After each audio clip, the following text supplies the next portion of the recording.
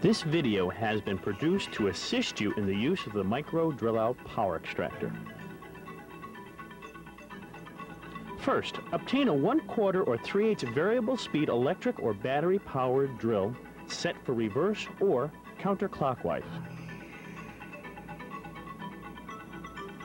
Next, determine the size of the micro-drill-out you require. Attach the rounded end securely into the drill chuck with the drill point exposed.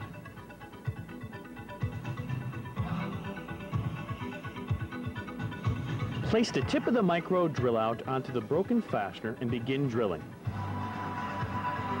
With the hole started, stop and observe, making certain you're on the center of the broken fastener.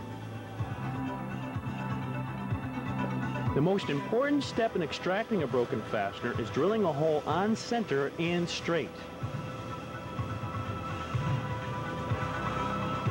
With the hole started on center, hold the drill parallel to the axis of the broken fastener and continue drilling.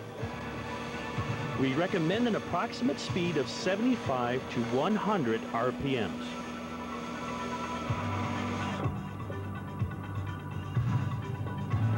Stop drilling when you've reached the major diameter of the tool body.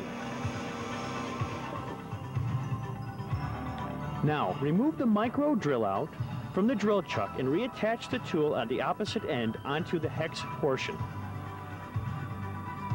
Place the tool into the drilled hole, touch the trigger of the power drill. The tool will engage and remove the broken fastener quickly and effectively.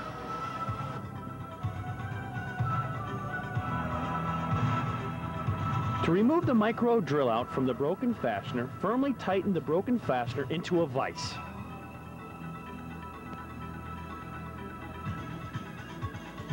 Using an adjustable wrench on the hex portion of the tool, simply turn clockwise. There you have it, your micro-drill-out is ready to be reused again.